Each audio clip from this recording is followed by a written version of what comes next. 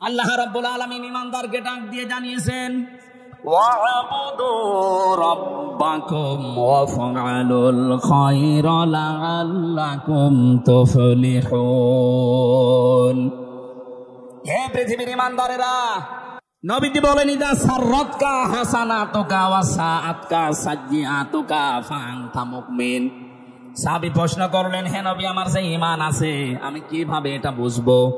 নবীজি বললেন, যখন তোমার ভালো কাজগুলো তোমাকে আনন্দ দেবে আর অন্যায় কাজ করলে তোমার মন থেকে একটা বাধা আসবে, তখন বুঝবে তোমার ঈমান আছে। বাংলাদেশে আপনি তাকান তো, এখন নাই যে পরিবেশ আছে এর আগের যে অবস্থা, ভালো কাজ সবার কাছে ভালো লাগতো? বলেন, এই যে তাফসীর মাহফিলে কত মানুষ এসে কোরআনে কারিমের গাইডলাইন পায়, এটা ভালো কাজ না মন্দ কাজ? এই ভালো কাজটাও যাদের কাছে ভালো লাগে নাই, যারা 144 ধারা পর্যন্ত জারি করেছে, এদের ঈমান থাকে কি করে? এদের তো ভালো কাজ ভালো লাগে নাই। অন্যায় কাজ দেখলেও তাদের কাছে অন্যায় মনে হয়নি। 2006 সালে 28 অক্টোবর লগি বৈঠার তাণ্ডবে জসিম ভাইয়ের মতো জীবিত মানুষকে যারা রাজপথে পিটিয়ে মারার পরে লাশের উপরে ড্যান্স দিয়েছে, এটা যে কত বড় ঘৃণিত কাজ! পৃথিবীর ইতিহাস পাল্টিয়ে ফেলেছেন আপনি। পৃথিবীর বহু ইতিহাস আমি পড়েছি, কিন্তু এই ইতিহাস আমি পড়িনি, পাইওনি, কারো কাছে শুনিওনি যে মানুষ হত্যা করার পরে তার লাশের উপরে ড্যান্স দেওয়া যায়। অথচ আপনারা এটা করে দুনিয়াকে দেখিয়েছেন। কথা বলেন ঠিক কিনা? এত বড় নৃশংস কাজ আপনার কাছে কোনো আঘাতও লাগে না আপনার অন্তরে। আপনার অন্তরে যেটা ধাক্কা লাগবে তাও লাগে না, আপনারা আনন্দে করেছেন। আপনি যাই বলেন না কেন, আপনার কিন্তু ঈমান নেই। এখন আপনাকে ঈমান আনা লাগবে। এই জন্য ঈমান যাদের আছে আর যাদের নেই, আমি কিন্তু থার্মোমিটার দিলাম, আপনি মাপজোপ করেন। আল্লাহ এরকম ঈমানদার যারা ভালো কাজ দেখলে আনন্দ লাগে, অন্যায় দেখলেই তাদের বাধা দেয়, মন থেকে কষ্ট লাগে, নবীজি বলেন ফাআনতা মুমিন, তখন তুমি বুঝবে তোমার ঈমান আছে। এরকম ঈমানদারকে ডাক দিয়ে আল্লাহ এখানে 4টা কথা জানিয়েছেন। রুকু করো, সেজদা করো, আমি আল্লাহর ইবাদত করো, আর ভালো ভালো কাজের আঞ্জাম দাও। আশা করা যায় তোমরা সফল হবে। এটা বাংলা অর্থ ছিল। এবার আমরা ব্যাখ্যায় যাচ্ছি। যেহেতু প্রথম 2টা আমি বলেছি, ওখানে ওটা রিপিট করতে চাই না। 3 নাম্বার, ওয়া'বুদু রাব্বাকুম, তোমরা ইবাদত করো তোমাদের রবের। কার? আরো জোরে বলেন। শব্দটা ইবাদত। ইবাদত ব্যাপক অর্থবোধক একটা শব্দ। এটা শুরু হয় মানুষের জীবনে নিজের কাছ থেকেই। আমি পড়া কোরআন শরীফ এই যে সামারাইজ করে করে করে করে 9টা ইবাদত মিলিয়েছি আমাদের পুরা জীবনে। যদি ইবাদতগুলো আমাদের পুরা জীবনে আমরা সেট করতে পারি, এর পরের শব্দটা যাওয়ার সময় দেখবেন একটা আলাদা অনির্বচন সুখ আপনি পাবেন। দেখেন এই শব্দের দিকে খেয়াল করেন। আল্লাহ রাব্বুল আলামিন বলেন, তোমাদের ইবাদত করা লাগবে তোমাদের রবের। কেন? ইয়া আইয়ুহান নাস উবুদু রাব্বাকুমুল্লাযী খালাকাকুম ওয়াল্লাযীনা মিন ক্বাবলিকুম লাআল্লাকুম তাত্তাকুন। হে মানব মণ্ডলী, তোমরা ইবাদত করো ওই রবের যিনি তোমাদেরকে বানিয়েছেন। আমাদেরকে বানিয়েছেন কে? এই পৃথিবীতে এখন 4,500 ধর্মের লোক আছে। যে যেই ধর্ম মেনে চলে, সে ওই ধর্মের একজন দেবতাকে অবশ্যই মানে, না মানে না? আপনি হিন্দুদেরকে বলেন, ওরা বলবে না যে আল্লাহ আমাকে বানিয়েছে। হ্যাঁ, ওরা বলবে ওদের যে দেবতা আছে 33 কোটি। কত? এর ভেতরে 12 মাসে ওরা 13 পূজা করে। ওই সমস্ত দেবতাদেরকে ওরা সৃষ্টিকর্তা মনে করে। কিন্তু আমরা যারা ঈমান আমাদের আছে, আমরা মুসলিম, আমরা বিশ্বাস করি আমাদেরকে বানিয়েছে। আরো জোরে বলেন। এদেশে একজন পাগল ছিল, আমি নাম নিলাম না। ও বলতো না, মানুষ হিসাবে আল্লাহ আমাদেরকে বানিয়েছেন, এটা আমরা মানি না। আমরা এসেছি বানরের কাছ থেকে। আমাদের পূর্বপুরুষকে বানর বলেন, নাউযুবিল্লাহ। এই দেশের মানুষকে এই শিক্ষায় শিক্ষিত করার জন্য শিক্ষা ব্যবস্থায় পর্যন্ত এইটা দেওয়ার চেষ্টায় ছিল। সে পাগল এখন পালিয়েছে, কোথায় আছে খুঁজে পাওয়া যাচ্ছে না।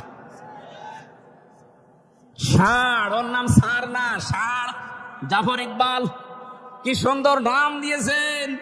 অথচ দেশের মানুষকে বেঈমান বানানোর জন্য আল্লাহ ভোলা বানানোর জন্য বহু চেষ্টা চালিয়েছে, কিন্তু সফল হতে পারেনি। আমাদেরকে বানিয়েছেন কে? শুধু আমাদের না, আমাদের পূর্বপুরুষ যারা, আমাদের আদি পিতা হযরতে আদম থেকে শুরু করে সবাইকে কে বানিয়েছেন? আল্লাহ পাক বলেন, তোমাদের সবাইকে আমি বানিয়েছি। এটা যদি সত্যি বাস্তবতায় নিয়ে যেতে পারো, আশা করা যায় তোমরা আল্লাহ ভীরু হতে পারবে। এখানে কয়েকটা উদাহরণ আল্লাহ নিজের থেকে দিচ্ছেন। আল্লাযী জাআলা লাকুমুল আরদা ফিরাশা ওয়াস সামাআ বিনাআ ওয়া আনজালা মিনাস সামাই মা'আন ফাআখরাজা বিহি মিনাস সামারাতি রিজকাল লাকুম ফালা তাজআলু লিল্লাহি আনদাদা ওয়া আনতুম তা'লামুন। বলেন আল্লাহু আকবার। যিনি তোমাদের জন্য জমিনকে বানিয়েছেন বিছানা, আর ওই আকাশকে বানিয়েছেন তোমাদের জন্য বিশাল এক ছাদ।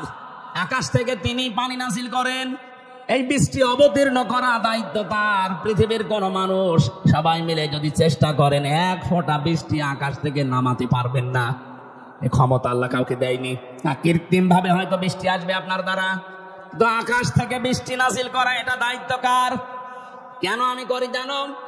ওয়ানজালা মিনাস সামাই মা'আন ফাআখরাজা বিহি মিনাস সামারাতি রিজকাল লাকুম। তোমাদেরকে খাওয়ানোর জন্য যে রিজিক লাগবে, আকাশ থেকে বৃষ্টি নাযিল করার পরে জমিনে আমি আল্লাহ ফসল তৈরি করি। এত কিছু তোমাদের চোখের সামনেই দেখো। ফালা তাজআলু লিল্লাহি আনদাদা, কখন আমি আল্লাহর সাথে অন্য কাউকে শরীক বানিও না। কি বলছেন? আয়াতটা পড়ার পরে আমি বাংলাদেশের সাথে একটা জিনিস এখনো মিলিয়েছি। আমি আসার সময় মিলাচ্ছিলাম, আল্লাহ পাক এতগুলো সৃষ্টির কথা বলতে বলতে আমাদেরকে দিয়েছেন, এই কথা বলতে বলতে বললেন আমার সাথে শরীক করবা না। অথচ জেনে হোক না জেনে হোক, এদেশের ৯৬% মুসলমানদের ভেতরে এই শিরকটা আছে। অনেকেই এখনো পর্যন্ত বলছে ক্ষমতার উৎস জনগণ। এটা আল্লাহর সাথে অংশীদার স্থাপন করার নামান্তর। এক কথা বলেন না কেন?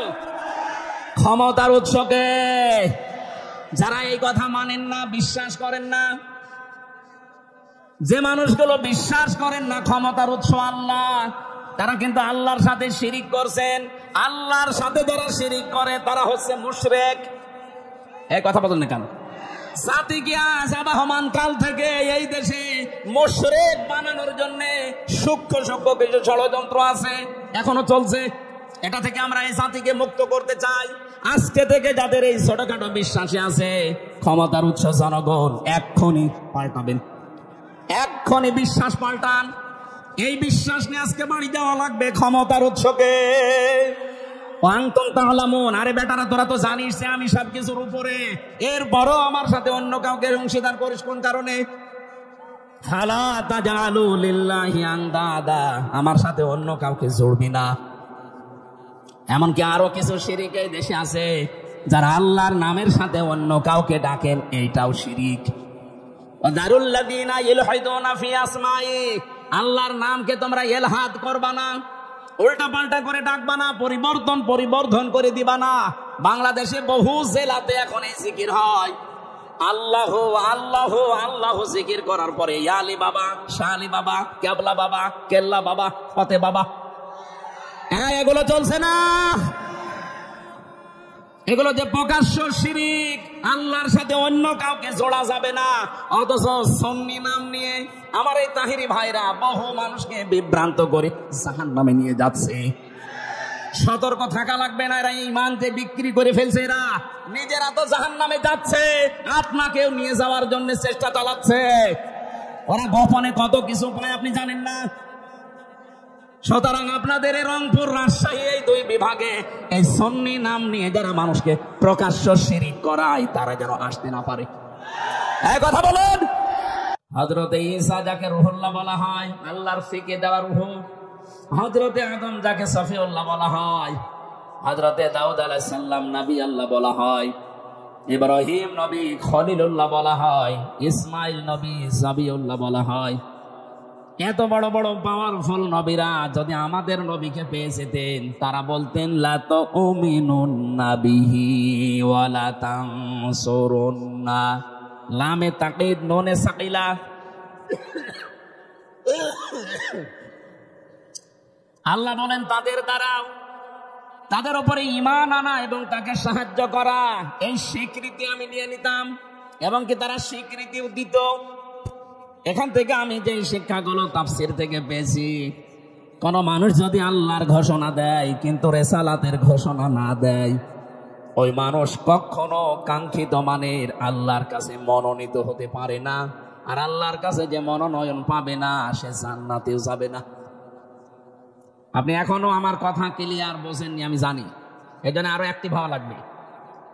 এই আয়াতের তাফসীরে আমি যতগুলো মিলিয়েছি মুফাসসিরিন ইকরাম এতে এইভাবেই সাজিয়েছেন, আপনি খেয়াল করেন। এ বাংলাদেশের সাথে আমার যতটুকু বাস্তবতা দেখেছি, এ দেশের সাথে কোরআনের এই আয়াতটা একেবারে খাপের খাপ, মন্তাজের বাপ মিলে যাচ্ছে। আমি কিন্তু প্রশ্ন করবো একটু পরে, বিশেষ করে যারা আলেম আছেন তাদেরকে। এই পৃথিবীতে কেউ আল্লাহর একাত্মবাদের ঘোষণা দিয়েছে, কিন্তু ওই জামানায় যিনি প্রেরিত পুরুষ নবী বা রাসূল তাকে মানে নাই। এরকম যারাই জীবনে করেছে, আল্লাহ পাক তাদের হেদায়েত দেয়নি, বেঈমান অবস্থায় মরণ দিয়েছেন। এটার বহু সাক্ষী আছে দুনিয়ায়। এই যে ফেরাউনের নাম শুনি আমরা, এই লোকটা যখন মারা যাচ্ছিল, হাত্তা ইযা দারাকাহুল গরক ক্বালা আমানতু আন্নাহু লা ইলাহা ইল্লাল্লাযী আমানাত বিহি বানু ইসরাঈল।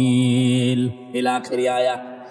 সূরা ইউনূসের 90 নম্বর আয়াতে আল্লাহ বলেন, ও যখন ডুবে যাচ্ছিল, ও তখন এই ঘোষণা দিয়েছে, আমি ঈমান আনলাম ওই আল্লাহর উপরে যার উপরে বানি ইসরাঈলরা ঈমান এনেছে।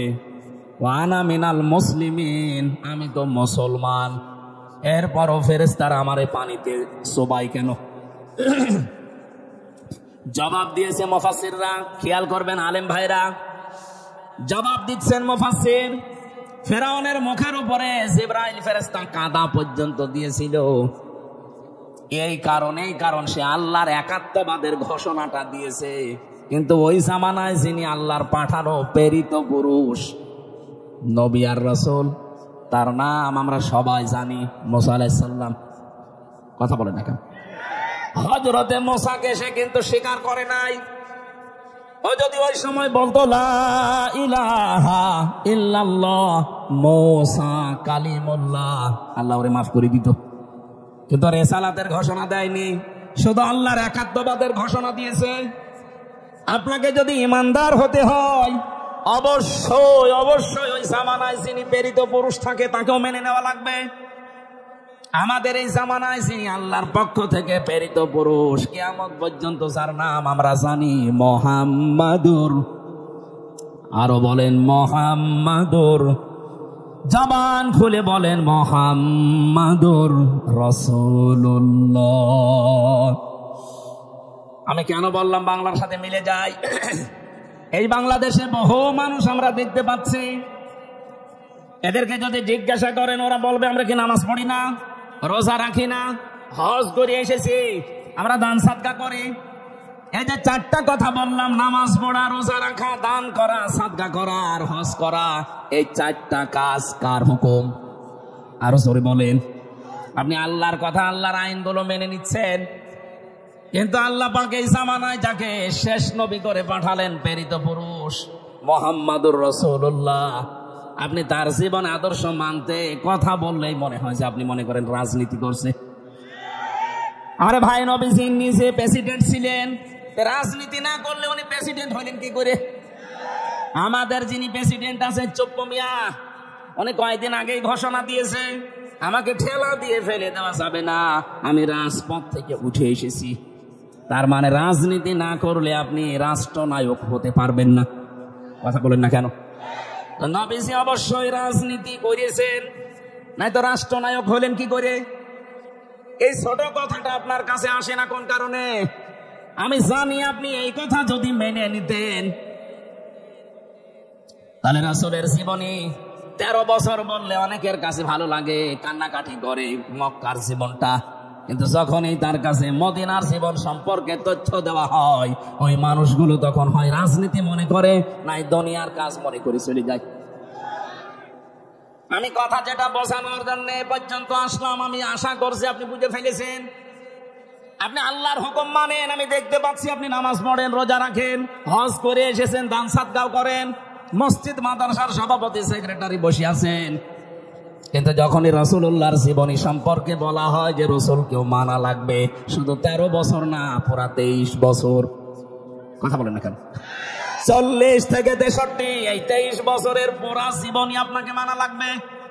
নামাজের মতো এই 23 বছর মেনে নেওয়া ফরজ। বলেন, যদি একটা সেকেন্ড আপনি বলেন না এটা আমি মানি না, আপনি বেঈমান।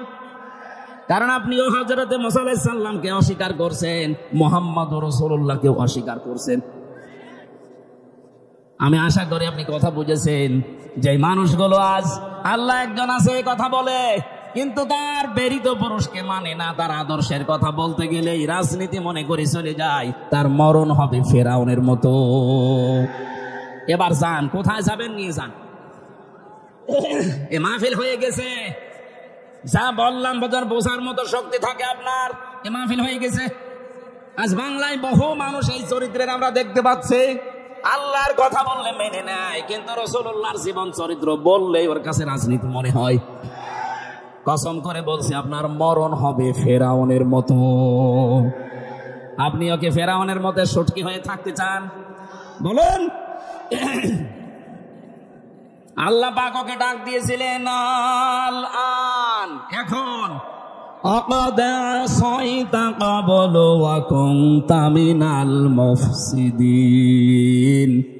এখন তুমি আমার কাছে ঈমানের স্বীকৃতি দাও, অথচ এর আগে তুমি বড় সন্ত্রাসী ছিলে, ফ্যাসিস্ট ছিলে। মুফসিদিন মানে ফাসাদ সৃষ্টিকারী, সন্ত্রাসী, ফ্যাসিবাদী। এই 15.5 বছরে যেটা দেখলাম, এরাও যদি ঈমান আনতে চায়, আমার মনে হয় আল্লাহ ঠিক এই কথাটাই শোনাবে। এখন তোর জন্য 14.5 বছর অনেকে আয়না ঘরে ছিল, তোর কারণে আমির হামজা 3 বছর বিনা কারণে ফাঁসির কন্ডেম ছিল। এ কথা আল্লাহ বলতে পারে না? আপনাকে রাগ হয়ে গেল? আমি ভুক্তভোগী, এই কারণে বললাম।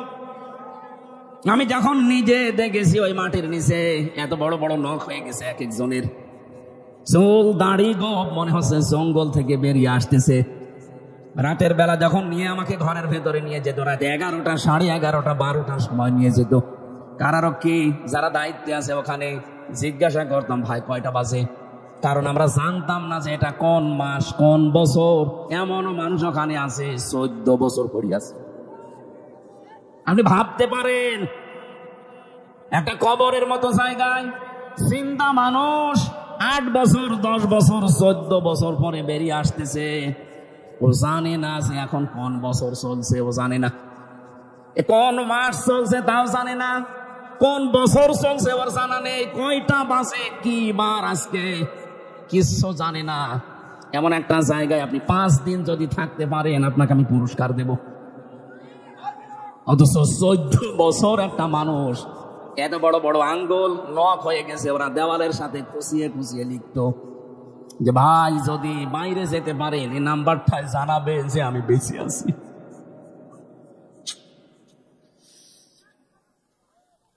এত বড় কাজ আপনার করার পরও এখনো পর্যন্ত কোনো অনুশোচনা নেই, এখনো পর্যন্ত আপনি কোনো অনুতপ্ত হন না। আপনার বৃদ্ধি দিন যাচ্ছে, আরো বাড়তেছে। নিজে নিজে মোবাইল রেকর্ড করে উল্টা পাল্টা কলগুলো মানুষের কাছে ছড়িয়ে আরো বিশৃঙ্খলা তৈরি করছেন। আপনাকে কে বলেছে গাইবান্ধার যুবলীগের নেতার কাছে কল দিতে? জীবনে তার খোঁজ নিয়েছেন কোনদিন? আজকে বিপদে পড়েছেন, ঠেলায় পড়ে ঢেলায় সালাম করছেন। আপনার এই কলগুলো আমার মনে হয় যিনি দায়িত্বে আছে বাংলাদেশের উপদেষ্টায়, প্রধান উপদেষ্টার উচিত, যারা এদেশে বিশৃঙ্খলা তৈরি করতে চায়, সন্ত্রাসী কর্মকাণ্ড উস্কে দিতে চায়, তাদের ওইগুলো যেন বন্ধ করা হয়। এই কলগুলো কোনো দরকার নেই, কারণ দেশের যার দ্বারা উপকার হয় না তার দরকার কি? এদেশ থেকে আমরা যাদেরকেই বাইরে পাঠাই, মাসে মাসে তারা রেমিটেন্স পাঠায়, টাকা পাঠায়, আপনি আজ 3 মাস গেছেন, 1 টাকা পাঠাননি। 1 টাকা দিয়েছে? 1 টাকাও দেয়নি। কি করছেন আপনি ওখানে? অন্তত যা আছে বিক্রি করে টাকাগুলো পাঠাতে পারেন না? আমার চাচা আছে, আমার দাদা আছে সৌদি আরবে, প্রতি মাসে মাসে তারা দেশের জন্য টাকা পাঠায়। রেমিটেন্স যোদ্ধা বলা হয় তাদেরকে। এমনকি অন্তর্বর্তীকালীন সরকারের প্রধান উপদেষ্টা সহ যারা আছে তারা এখন এই রেমিটেন্স যোদ্ধাদের জন্য বিমানবন্দরে আলাদা ফ্যাসিলিটি দিচ্ছে। তা আপনি কোন কারণে 3 মাস বসে আছেন, 4 আনাও পাঠান না? কি হবে আপনারা দিয়ে? আমি আশা করবো সেই কয়দিন আছেন 3 মাসের হিসাব করে প্রতি মাসে অন্তত 20,000 করেও টাকা পাঠান। 1 টাকাও পাঠান না। আন্দাজে শুধু দেশে কি করে আরো গন্ডগোল তৈরি করা যায়, বিশৃঙ্খলা তৈরি করা যায়। এভাবে যদি চলতে থাকেন আপনার মরণ হবে ফেরাউনের মতো। ওকে আল্লাহ যেমন বলেছিল আল আন, এখন তোর কারণে হাজারো বান্দা বান্দি দুনিয়ায় আসতে পারে নাই। 70,000 বনি ইসরাইলের শিশুদেরকে তুই হত্যা করেছিস। 7 জন সব চাইতে যারা ঈমান এনেছিল 7 জন জাদুকারকে তুই হত্যা করেছিস। শুধু হত্যা না, মেরে ফেলার আগে হাত পা বিকলাঙ্গ করে বিপরীত দিক থেকে কেটে দিয়েছিস। আমি হিসাব করলাম সূরা শুআরার এই তাফসীরে আয়াতটা পড়ার পর কোরআনে কারিমে আল্লাহ লামে তাকিদ দিয়েছেন যারা ঈমান এনেছিল মুসা নবীর প্রতি, ওই জাদুকরদের ভেতরে 7 জনকে সে অঙ্গ কেটে দিয়েছিল বিপরীত দিক থেকে, 1 হাত আর 1 পা। এই কথা বলছেন এখন যারা আলেম আছে এনারা তো জানবে। 7 জন মানুষকে তার অঙ্গ হানি করার কারণে ফেরাউন আজ ইতিহাস হয়ে আছে। অথচ এই লেডি ফেরাউন এর কারণে 2227 জন এই হাত কেটে ফেলা লেগেছে, পা কেটে ফেলা লেগেছে। কারণ এমন ভাবে গুলি করেছে, গুলি বের করার জন্য পা কেটে ফেলা লাগবে। 7 জনকে বিকলাঙ্গ করার কারণে যদি ফেরাউন ইতিহাস হয়ে থাকে, 2227 জন মানুষের হাত পা চোখ এমনকি অন্ডকোষ পর্যন্ত উড়ে গেছে। এ কত বড় ফেরাউন! এরে যদি আল্লাহ হেদায়েত দেয়, আমার মনে হয় ফেরাউনকেও হেদায়েত দেওয়ার দরকার ছিল। কারণ সেও এরকম আয়না ঘর বানায়নি। কথা বলে না কেন? তার শাস্তির কথা আমরা পড়েছি হাদিসে কোরআনে, কিন্তু আয়না ঘরের কথা পড়িনি। দেখি ইতিহাস বানিয়ে গেলেন আপনি। হয়তো আপনি আর 5-7 বছর 10 বছর পরে মরে যাবেন, কিন্তু কিয়ামত পর্যন্ত আপনার নামটা মানুষ নিলে ফেরাউনের মতো হামানের মতো ঘৃণা করে নেবে।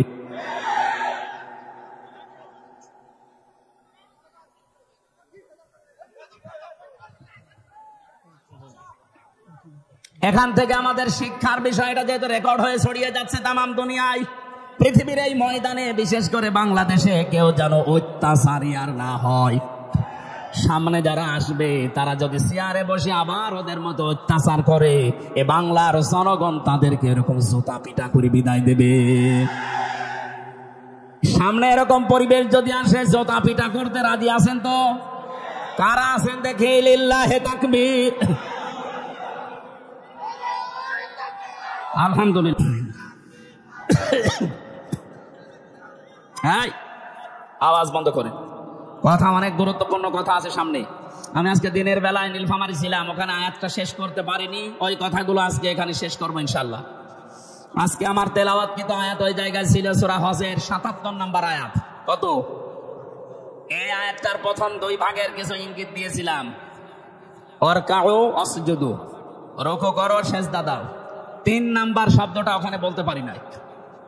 আল্লাহ রাব্বুল আলামিন ঈমানদারকে ডাক দিয়ে জানিয়েছেন ওয়া'বুদু রাব্বাকুম ওয়াফআলুল খায়রা লাআল্লাকুম তুফলিহুন। হে পৃথিবীর ঈমানদারেরা, আমরা ঈমানদার না বেঈমান? আরো জোরে বলেন তো, কোন বেঈমান আছেন? দেখেন আপনি আছেন নাকি?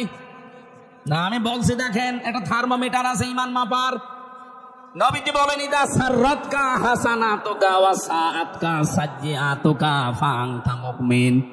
সাহাবী প্রশ্ন করলেন, হে নবী, আমার যে ঈমান আছে আমি কিভাবে এটা বুঝবো? নবীজি বললেন, যখন তোমার ভালো কাজগুলো তোমাকে আনন্দ দেবে আর অন্যায় কাজ করলে তোমার মন থেকে একটা বাধা আসবে, তখন বুঝবে তোমার ঈমান আছে। বাংলাদেশে আপনি তাকান তো, এখন নাই যে পরিবেশ আছে আছে, এর আগের যে অবস্থা, ভালো কাজ সবার কাছে ভালো লাগতো? বলেন, এই যে তাফসীর মাহফিলে কত মানুষ এসে কোরআনে কারিমের গাইডলাইন পায়, এটা ভালো কাজ না মন্দ কাজ? এই ভালো কাজটাও যারা যাদের কাছে ভালো লাগে নাই, যারা 144 ধারা পর্যন্ত জারি করেছে, এদের ঈমান থাকে কি করে? এদের তো ভালো কাজ ভালো লাগে নাই। অন্যায় কাজ দেখলেও তাদের কাছে অন্যায় মনে হয়নি।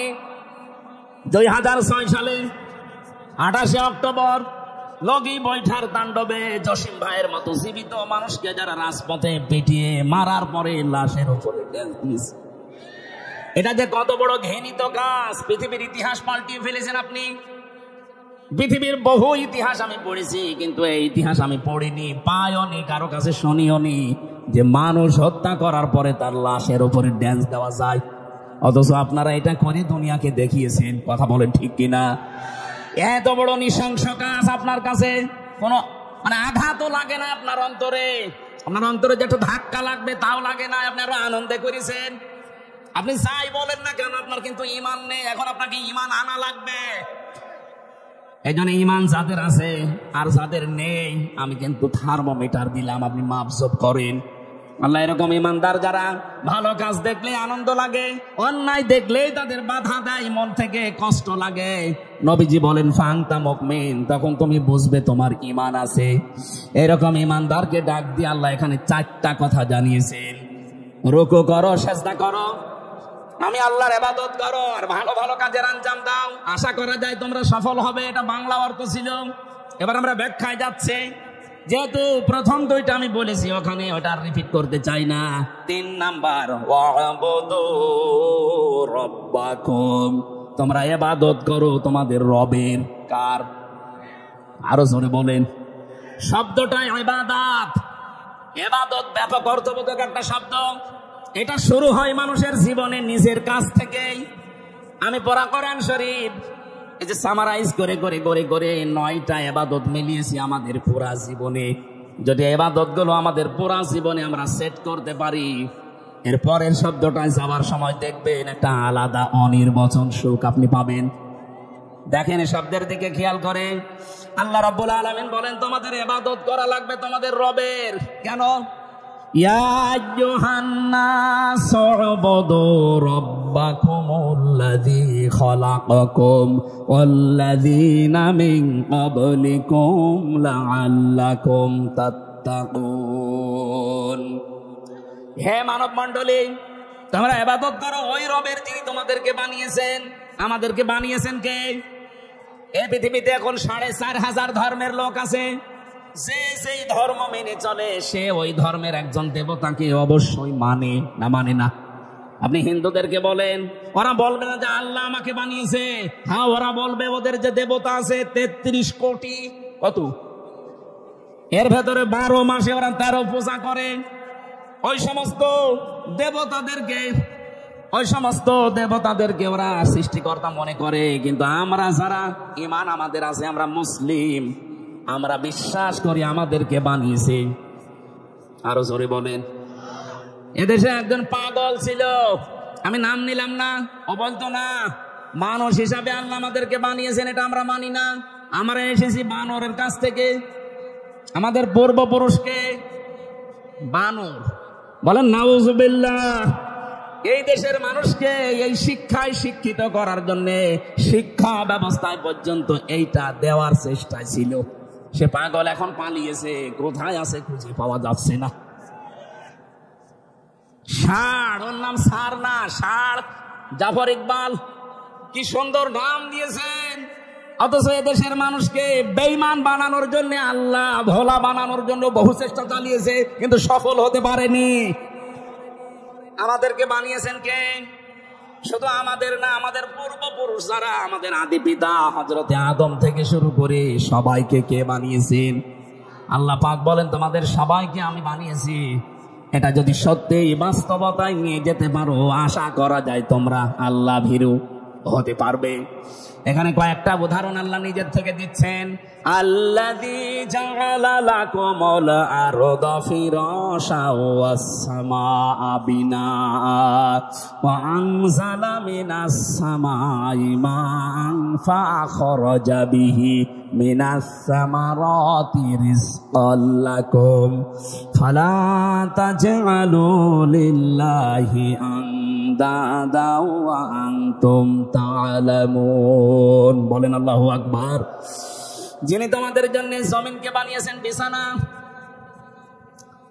আর ওই আকাশকে বানিয়েছেন তোমাদের জন্য বিশাল এক ছাদ, আকাশ থেকে তিনি পানি নাযিল করেন।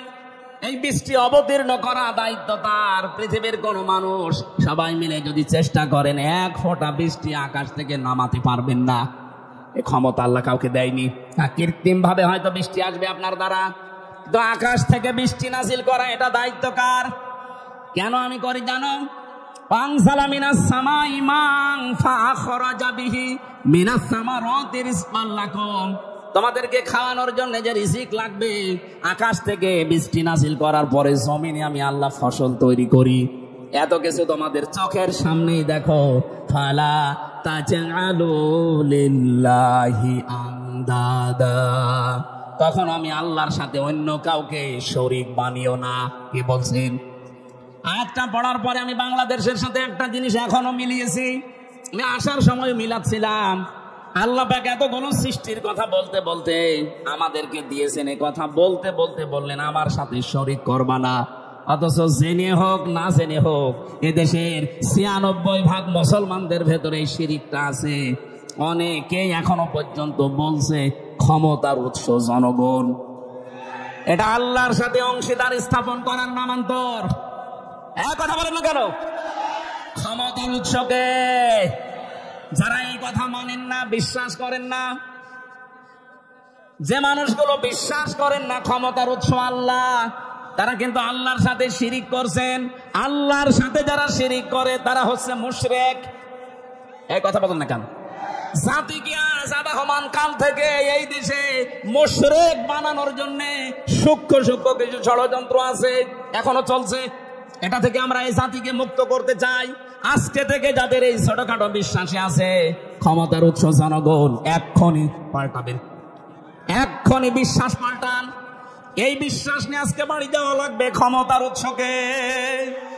আনতুম তা'লামুন, আরে বেটারা তোরা তো জানিস যে আমি সবকিছুর উপরে, এরপরও আমার সাথে অন্য কাউকে অংশীদার করিস কোন কারণে? ফালা তাজআলু লিল্লাহি আনদাদা, আমার সাথে অন্য কাউকে জুড়বি না। এমনকি আরো কিছু শিরিক এই দেশে আছে, যারা আল্লাহর নামের সাথে অন্য কাউকে ডাকেন, এইটাও শিরিক। ওয়াদারুল্লাযীনা ইলহাদুনা ফি আসমাই, আল্লাহর নামকে তোমরা ইলহাদ করবা না, উল্টা পাল্টা করে ডাকবা না, পরিবর্তন করে দিবা না। বাংলাদেশে বহু জেলাতে এখন এই জিকির হয়, আল্লাহ আল্লাহ আল্লাহ জিকির করার পরে ইয়া আলী বাবা, শাহ আলী বাবা, কেবলা বাবা, কেল্লা বাবা, ফতে বাবা, এগুলো চলছে না।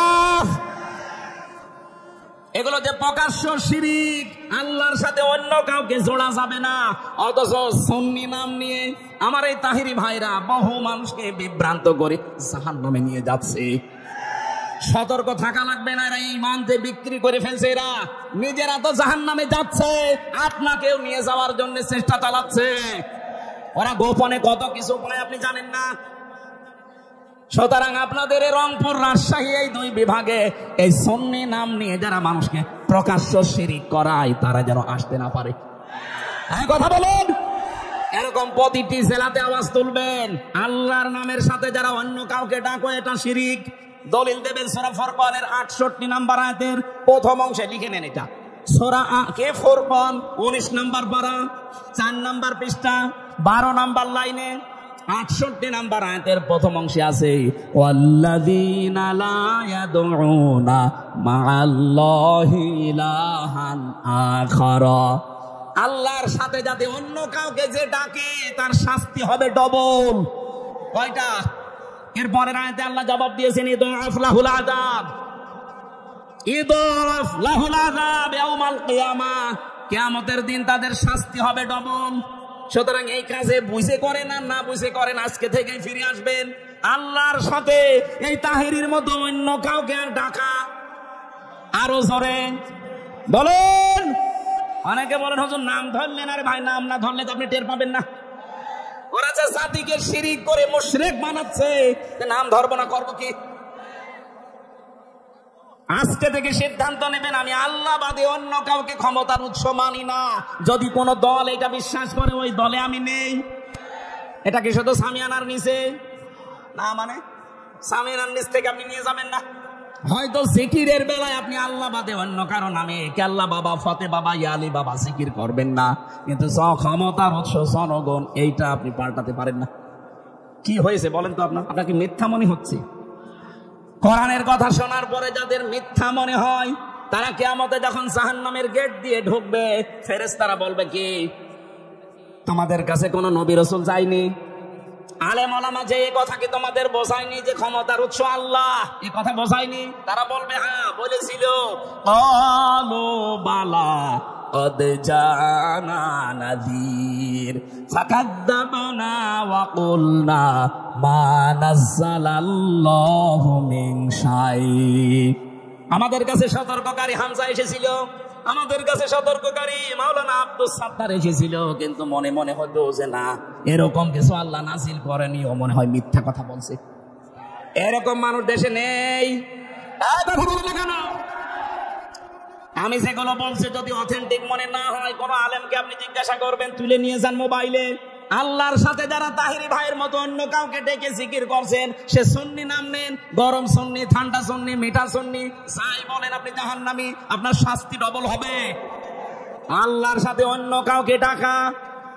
আরো জোরে দলিল আর একটা বলছি, সূরা আরাফ 9 নাম্বার পারা 13 নাম্বার পৃষ্ঠা 4 নাম্বার লাইনের 180 নাম্বার আয়াতের প্রথম অংশে আছে আলিল্লাহিল আসমাউল হুসনা ফাদউহু বিহা। এটা আমার আলোচনার সাবজেক্ট না, এই জন্য আমি দলিলগুলো লম্বা করে বললাম না। যতটুকু বলেছি বাড়িতে মিলিয়ে নেবেন, দেখবেন এই জীবনে আর কোনোদিন আল্লাহর সাথে আল্লাহ বাবা, ফতে বাবা জিকির আপনি আর করবেন না। আমার মনে হয় রংপুর, রাজশাহী বিভাগে এগুলো নেই, হালকা আছে। এগুলো সব বেশি চট্টগ্রাম আর সিলেটে পাগলের মতো জিকির করছে। একজনকে হাত চেপে ধরেছিলাম ওই চট্টগ্রামের ফটিকছড়ি, ওখানে কোলাঙ্গার আছে, নাম তার নজিবুল বশর মাইজ ভান্ডারি। এই কোলাঙ্গার কোরআনের পাখি আল্লামা সাইদির নামে মিথ্যা মামলা দিয়ে তাকে ফাঁসির আদেশ দিয়েছে। এত মানুষের শাস্তি কিন্তু এদেশে হচ্ছে কম বেশি, কিন্তু এই শয়তানটা এখনো ধরা ছোঁয়ার বাইরে আছে। কথা বলেন না কেন? চাঁদপুরের আর একজন ছিল আমার সাথে জেলখানায়, তথাকথিত ভণ্ড পীর, মাজার ব্যবসায়ী। এই লোকটার এই নজিবুল বশর মিলে কোরআনের পাখির নামে মামলা দিয়েছিল, মিথ্যা মামলা। উনি যদি আজকে আমাদের ভেতরে বেঁচে থাকতেন, এই ডিমলাতে যদি কোরআনের পাখি আজকে জীবিত অবস্থায় আসতেন, এরকম মাঠ আমার মনে হয় 10টা লাগতো। এক একটা বিভাগে শুধু একবার করে যেতেন, দেশের অবস্থা পুরা চেহারা পাল্টিয়ে যেত।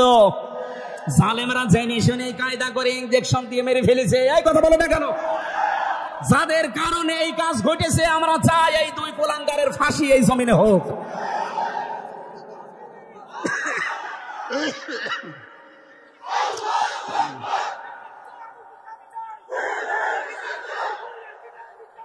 আমার ভাইরা,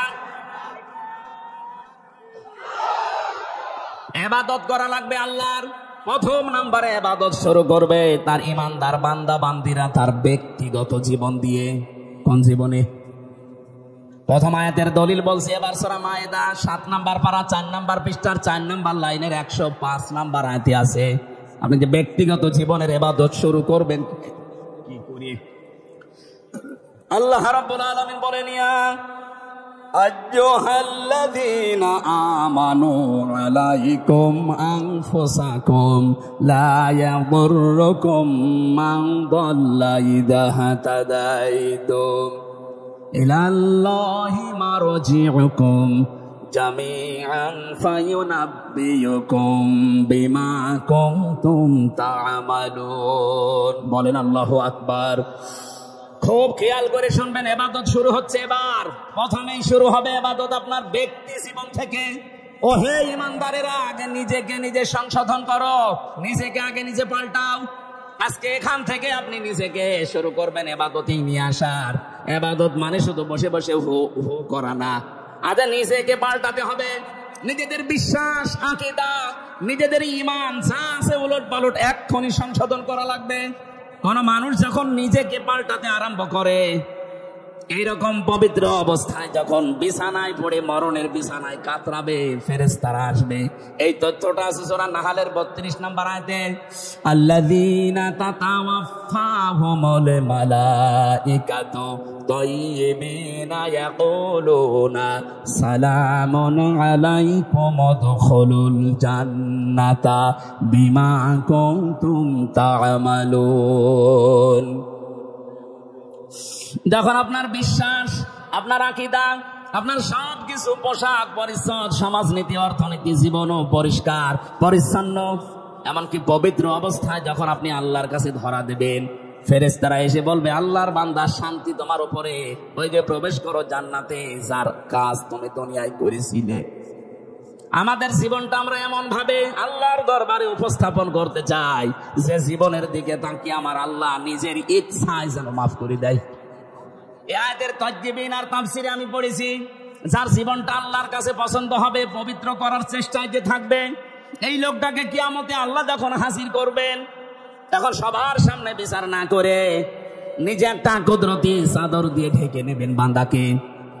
মনে করেন আল্লাহর এই বান্দা, কি নাম আপনার? আব্দুর রশিদ সাহেবকে আল্লাহ ঢেকে নেবেন কুদরতি চাদর দিয়ে, সবার সামনে থেকে আলাদা করে নিজে আলাদা ঢেকে নিয়ে বলবে, রশিদ এই অপরাধগুলো দুনিয়ায় করেছিলি। চিন্তা করবে, আমি এখন কিভাবে অস্বীকার করি, আমার তো চোখের পলক পর্যন্ত আল্লাহ জানে। কথা বলেন না কেন? ইয়ালামু খায়িনাতাল আ'য়ুনি ওয়া মা তুখফিস সুদূর। চোখের পলকে কি ইশারা করো কেউ জানে না, এ খবর জানে কে? তোমার মনের ভেতরে কেউ কিছু কি মারে, কেউ টের পায় না, এটা টের পায় আমি আল্লাহ আর বসে বসে। চিন্তা করবে আমার মনের ভেতরে কি আছে, সেটাও যখন আল্লাহ জানে, এখানে আর মিথ্যা কথা বলে আমার কোনো বাঁচার উপায় নেই। তাজদিবিন আর ব্যাখ্যায় ফি জিলালিল কোরআন মুফাসসির লিখেছেন, তখন আব্দুর রশিদ ডাক দিয়ে বলবে, মাবুদ আমার ভুল হয়ে গেছে, আমার ভুল হয়ে গেছে, এখন তুমি যা করবে করো। আল্লাহ যদি কারো উপরে অবিচার করে, সে তো আর জান্নাত পাবে না। বিধায় আল্লাহর কোনো অবিচার বলতে কিছু, বলেন বলেন, আল্লাহ ন্যায় বিচার করলে আমরা কেউ জান্নাত পাবো না। হ্যাঁ, একটা মাত্র বুদ্ধি আছে, আল্লাহ যদি আমাদেরকে নিজ গুণে মাফ করে দেন। ওই তাজদিবিনা আছে মানুষগুলো যত বেশি চেষ্টা চালাবে, তার এই পোশাক, তার এই শরীর, তার কর্মজীবন, তার প্র্যাকটিক্যাল লাইফ, এমনকি তার বিশ্বাস, আকীদা, ঈমান, এগুলো যত পরিষ্কার পাবে আল্লাহ, তখন একেবারে আলাদা করে ঘিরে নেবে। একা একা আল্লাহ নিজের সামনে বলবে, বল এই কাজগুলো করেছিলি। স্বীকৃতিটা নেওয়ার পরে যখন দেখবে অসহায়, এই অসহায়ত্ব আল্লাহর কাছে প্রকাশ করার পরে আল্লাহ বলবেন, যা আজকে তোরে আমি মাফ করে দিলাম, কাউকে বলবি না। এইরকম একটা কিছু যেন আল্লাহ আমাদের সবাইকে দান করেন, বলেন আমিন। আজকে নিজেকে সংশোধন কতটুকু করেছেন, কি আছে আল্লাহর কাছে দেখানোর মধ্যে আপনার, বলেন তো? কবি জানিয়েছে, হাল্লাকা সিররুন ইনদাল্লাহ বাইনাকা আনতা ওয়া বাইনাল্লাহ, হাল্লাকা সাদাকাতুন তাখফা লা ইয়ালামুহা ইল্লাল্লাহ। ও আল্লাহর বান্দা, তোমার কি এমন গোপন কিছু আছে যেটা তুমি ছাড়া কেউ জানে না? এমন কোন গোপন দান আছে, গোপন সাদাকা আছে, গোপনে কোনো ভালো কাজ দুনিয়ায় এমন কিছু করেছো যেটা তুমি ছাড়া আর কেউ জানে না? আমাদের জীবনে এরকম একটা লম্বা সেজদা আছে না? আপনি কি করলেন বলেন তো? আফসোস করা দরকার আপনার জীবন নিয়ে। আমি জেলখানায় দেখেছি এক একজন মানুষকে সেজদায় পড়ে থাকতে 40 মিনিট, 45 মিনিট, 1 ঘন্টা পড়ে আছে সেজদায়। তারা নিজেদের এই অপরাধের জন্য জেলখানায় বসে বসে কষ্ট পাচ্ছে, এই কারণে না, পেছনের দিকে তাকিয়ে ভেবেছে, আল্লাহ আমি কি করেছি? এতটুকু অপরাধে যদি আমি 3 বছর, 5 বছর, 10 বছর কারাগারে থাকতে পারি, দুনিয়াতে আমার এই 60 বছর, 50 বছরে কত কিছু করেছি, আমি তোমার কাছে যাওয়ার জন্য কি নিয়ে যাচ্ছি। এই অনুশোচনা বোধ থেকে দেখতাম রাত 2টা 2:30টায় উঠে 2 রাকাত নামাজে 1.5-2 ঘন্টা কাটিয়ে দিত। ওই সময় একটা আলাদা মজা পাওয়া যেত, বাইরে এসে ওইটা এখন আর আমরা পাচ্ছি না। আমাদের নিজেদের জীবনকে এখনই সংশোধন করার সময় এসেছে। যে যেখানে আছি প্রত্যেকেই নিজের সম্পর্কে ভাবেন। আল্লাহ নিজে আপনাদেরকে আহ্বান জানাচ্ছে, আলাইকুম আনফুসাকুম, নিজেকে আগে সংশোধন করো, নিজের জীবন সম্পর্কে আগে একটা পরীক্ষা নাও। ও ইমানদারেরা, আমাল হায়াতুদ দুনিয়া ইল্লা মাতাউল গুরুর, পৃথিবীর জমিন ধোঁকা। আপনার সম্পদ আদি ধোঁকা, সন্তান আদি ধোঁকা, স্ত্রী ধোঁকা, মা বাবা ধোঁকা, ক্ষমতা এটাও ধোঁকা। আল্লাহ কেন এগুলো বারবার আমাদেরকে জানিয়েছেন? এখানে যত ধনী মানুষ আছেন না, 200 বছর পরে যদি আপনি এই ডিমলাতে ফিরে আসেন, 200 বছর মাত্র, কত? মাত্র 200 বছর পরে আপনি এই ডিমলায় যদি আবার ফিরে আসেন, আপনার যত আপন আত্মীয় স্বজন হোক, 200 বছর পরে আপনাকে আর পরিচয় দেবে না। এমনকি যে বাড়ি আপনি বানিয়েছিলেন, ওই বাড়ি তো আপনাকে উঠতে দেবে না। আমি কি বানিয়ে বলছি? এটাই বাস্তব। অথচ এই বাড়ি বানাতে গিয়ে আপনি হালাল হারাম দেখেননি। বাবা শাহজালাল সব হালাল, এইভাবে করে বাড়ি বানিয়েছেন। অনেকে শুনলাম এই নীলফামারী জেলাতে এখন থাই ক্যাসিনো আরম্ভ করেছে, নাকি এই ডিমলায় শুরু হয়নি? কি করবেন আপনার এই সম্পদ দিয়ে? থাই ক্যাসিনোর মাধ্যমে কোটি কোটি টাকা দিয়ে বাড়ি বানালেন, বানান। 50 বছর পরে তো আপনি মরে যাবেন। আর 100 বছর পরে যদি আপনি এই বাড়িতে এসে বলেন যে বাড়ি আমি বানিয়েছিলাম, আপনার নাতির নাতি যে থাকবে বলবে কিসের কথা বলেন আপনি, দূর হয়ে যান। থাকতে যদি চান ওই মসজিদে গিয়ে থাকেন। এই কথা বলছেন, পৃথিবীর জমিন এই, আর এইটার জন্য আমার নিজের জীবনের কোনো সংশোধন নেই। আমাদের প্রত্যেকের উচিত চোখ বন্ধ হওয়ার পরে কি হবে এটা একটু চিন্তা ভাবনা করে নিজের জীবন সংশোধন করা। আল্লাহ আমাদের ইবাদতটা যেন ইনভলভ হওয়ার, অ্যাক্টিভ হওয়ার তৌফিক দেন, বলেন আমিন। দ্বিতীয় নম্বর, ইবাদত মানুষের শুরু হয় তার পারিবারিক জীবনে। আপনার স্ত্রী, আপনার সন্তান, মা বাবা, ভাই বোন, এগুলো আপনার আন্ডারে আছে। নিজে তো জাহান্নাম থেকে বাঁচবেন, এদেরকেও বাঁচানোর চেষ্টা করবেন। প্রশ্ন ওখানে একটা, ইয়া আইয়ুহাল্লাযীনা আমানু ও আনফুসাকুম ওয়া আহলিকুম নারা, হে ইমানদারেরা, নিজেকে নিজে জাহান্নাম থেকে বাঁচাও, আর আহল পরিবার যারা আছে তাদেরকে বাঁচানোর চেষ্টা করো। আপনি নিজেকে বাঁচাবেন, এইটা ফরজ। আর যারা আপনার আন্ডারে থাকবে, আপনার ছেলে মেয়ে, আপনার স্ত্রী পুত্র, আপনার ভাই বোন, মা বাবা, এদেরকে বাঁচানোর চেষ্টা করা ফরজ। বাঁচানো ফরজ না, চেষ্টা করেও যদি না বাঁচে আপনার দায় নেই, কিন্তু চেষ্টা করার এইটা আপনার জন্য ফরজ। আমি সহ যারা এখানে আছি, এই চেষ্টা করার কিছু মাধ্যম আছে। এদেশে যারা একামতে দিনের দায়িত্ব পালন করে, একটা গঠনতন্ত্রের বই আছে,